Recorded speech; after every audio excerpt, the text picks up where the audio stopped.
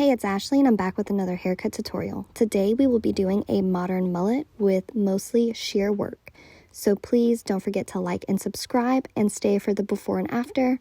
I hope you enjoy this video and get some education out of it. Here we go. So first I brush out my client's hair just to check my previous haircut. And then I'm going in with a number 4 to remove some of the grow out on the sideburns. I prefer to shear cut this haircut, so I only use that right above the ear, and then I go in and cut out my perimeter with my shears. I'm pulling the hair towards the client's face, and that's going to give me a nice slight taper on that sideburn. And then I'm going to pull the sideburn back towards the client's ear to remove some of this weight and bulk out without taking out too much of it. So I really want to follow that ear, so I'm setting my comb on top of it and kind of pulling the ear back. And then I'm going to take out some weight on that sideburn by keeping my comb tilted at a 45-degree angle and just cleaning it up. And then going back to work on this ear, I'm going to again put my comb on top of it to where I can see it, and then go right behind it and kind of pull that hair up off the ear and cut it. After that, I'm going to clean up my work a little bit more with my trimmers. So going in, using that corner teeth and really just C-shaping that hairline, not really cutting into his natural line, and then just grabbing any fuzz that I see while I'm there, and then again going right on top of the hairline of the ear. I'm not trying to really remove a lot of weight right there. He wants to keep that ear kind of heavy, so that's why I didn't take those clippers all the way up, because we're going to scissor cut that and clean it up. So behind the hairline, I really don't want to take off any of that length. He likes that. So I'm just going to remove whatever's kind of popping out and then line up that natural hairline just so it's nice and tidy. After that, I am going to look and see what the natural line in the back of the head is, and working from that highest point, I'm going to kind of clean it up. We want to keep it more natural, so we don't need a super precise line that's really high. I'm going to go back in and scissor cut that, make it all sit really pretty. So then we're going to spray everything down. I did all of my perimeter dry just so I could see it a little bit better. And now I'm going to go in and wet everything. My client does have coarser hair, so I am lifting to get that water to the root and then working it down. And then I will section from that parietal ridge and brush the hair kind of back. And then I'm pulling that little section away because that's going to keep that curl and that length in this haircut. So now working here, I'm going from where I've already cut my perimeter, that is my guide, and I am point cutting some of that weight that sits on top out. And as you can see, I'm going to slowly pull my hand out to keep that length at the top of the parietal ridge. And then working from that back of the ear, you can see where my perimeter is and my corner. And so I'm going to cut that corner right out. And then just kind of working a little bit lower and higher. Whatever's kind of falling in and doesn't sit right is going to get cut. So once I have that all blended and cut, I'm going to start to work towards the back. Now I'm pulling out this perimeter since I didn't cut it with my trimmers, and I'm going to just point cut it a little bit straighter, trim it up. My client does like this hair to sit behind his hat, so I'm really not trying to take an extreme amount out from it. but I do want it to sit clean. So I'm just gonna go in and kind of keep that nice angle towards the hairline. And now I can work the perimeter that I've just cut. So pulling up, I'm gonna take my guide and cut all the way up, keeping the length at the crown of the head. And then I'm just gonna go and double check everything with my shear over comb. And this is just gonna give me a little bit more of a precise cut. And after I do that, I can cross check. And so I'm gonna cross check using my comb and my shears and just point cutting some of that weight, keeping length towards the crown. As you can see, my comb is angled to where it is shorter towards the front of the face and gains some length towards the back. And you can see that just sits a little bit lighter, and I still see a little bit of weight, so I'm gonna point cut that out. And that's just blending into that 4.5 that I've previously cut. And you can see that sits a lot softer. After blending in my sides, I'm going to work my side a little bit higher up by taking out this triangle section and meeting that with the parietal ridge that I've already cut. You can see the guide at the bottom of my fingers, and I'm just gonna work it up and cut that corner out. So you can see my corner sticks out pretty heavy, and I'm just gonna go ahead and point cut that to give it some texture.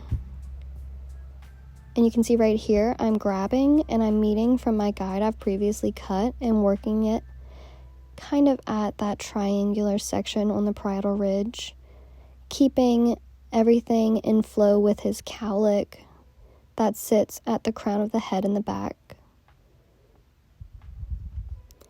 And once I've done that, it all blends even better. It doesn't have a lot of heavy weight sitting on top, and it won't be extremely square on him. Now, if he wanted it more square, I would have kept that corner a little bit more so than cut it all the way off. So working my way into the bangs now, I have my sides cut and blended, and now I'm going to cut my bangs, pulling everything down and just taking about 1/2 inch off to give a nice trim. And remember, when you're working with curly or textured hair, you will have about 1/2 inch bounce up, so always make sure to know that the hair will bounce and become shorter when it's dry. So when I pull up that mohawk section, I am meeting my length to my bangs that I've just cut. So then I work that length all the way back in this guide, and I go all the way to my occipital bone. And I'm pulling the hair out to keep length in the back so it has a nice flip. And you can see me coming in and pulling it back and up. I want the back of the hair to stay longer, so I'm going to keep length. And then right here, I want those bangs, just in case there is any receding hairline that I am unaware of. I section out the bangs and work that middle guide that I previously created. So I go in and I point cut everything on top to keep texture. And then I'm going to start keeping length towards the back of the hair by elevating my hands almost all the way up. And then to make sure everything blends seamlessly, I'm going to go in and remove my corner from my top haircut to my parietal ridge. This will be my final corner on this side. And once I have that done, I'm going to start working my way to the back of the head, and this is me just going in and checking that there's no more corners in this haircut.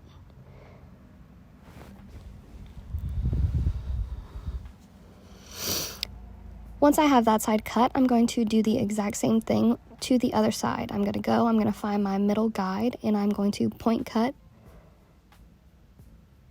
everything on top to that guide. Pulling back, elevating my hands so that I can keep length towards the back of the hair. And this is a good way to cross-check as well.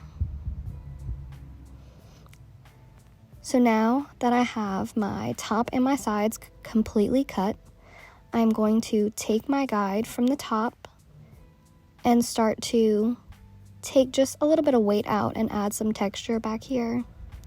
just so nothing sits too heavy. So I'm using my guide at the bottom of the hair and pulling it at a 45-degree angle and just point cutting out some of that weight that sits kind of in between the occipital and the crown. And then you can see I'm working that up and I'm still pulling it out, and then I'm going to start to run into my guide at the top. So that's when I know to stop and then move on to my next section. So once I kind of define my guide parallel, I can go in and then continue to cut the bottom horizontally. So my guide is at the end of my fingers and I am meeting everything on the other side to that length. And I'm point cutting. I don't really do a lot of blunt cuts where it's just a straight line. A lot of my haircuts have texture. And this is just me working in sections, continuing to go all the way up until I run into my guide I've already created and cut at the top. So again, I'm going to go in and work horizontally. My guide is at the edge of my fingers and I'm just working in sections and point cutting that hair.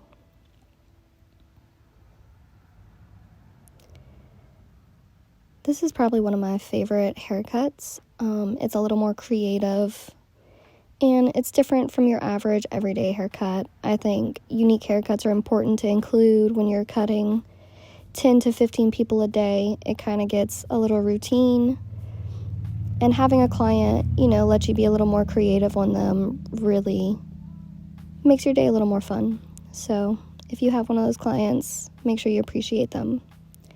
Now I'm just cross-checking here, making sure everything's blended up into that top section and crown. And then I'm just checking behind the ears. They can get a little tricky when you are doing a scissor cut. The hair likes to kind of sit and scoop in, so make sure you're pulling everything out so that you can see it really well. So I'm just going in and making sure everything sits nice, has texture, and nothing's really heavy. And if I do notice some weight, I'm going to go in and kind of freehand point cut out some hair. And I'm just going in and pulling up where I notice some heavier weight and just removing some of that bulk. My client does have pretty thick hair, so if you don't want to use your thinning shears and create a lot of fluff in the hair, this is a great way to take out weight, remove weight without creating that pop-up that thinning shears can have due to shorter hair popping up longer hair. It just makes it a little more fluffy, especially when you have coarser hair.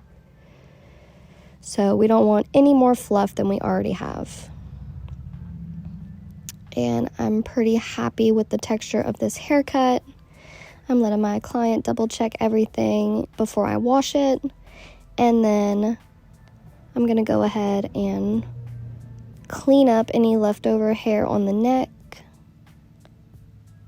I don't like to do that after I wash the client's hair. I like them to come back and have no more hair to cut unless it's something more particular that I see whenever I'm styling the hair. So if I see something not sitting right, I'll wait till after and double check it. Normally it's just hat hair. I'm not going to completely dry my client's hair. I just want to see the textures on the sides and the back. I am going to leave the top a little bit more damp so that his curls can really curl up in their natural pattern. I'm just kind of removing some of that water so he's not walking out soaking wet. After I blow dry, I'm going to go in with a pomade for him and a paste. I kind of want a softer texture that's going to really give some more moisture back to the curls and keep them from frizzing up. And I'm working this all the way into the scalp, the root. I want all of the hair to be covered so that there's no spots that look kind of dry or fluffy compared to everything else. So if you liked this video, make sure you check out my before and after at the end. And don't forget to like and subscribe. I appreciate you guys so much. If you've made it to the end of this video, please subscribe and comment how you like the before and after. And if there's anything you would do differently on this haircut, I would love to hear it. Everyone has a special, unique twist to how they cut hair, so no one's wrong, and that's the beauty of our industry. Thank you guys so much for watching. Don't forget to like and subscribe.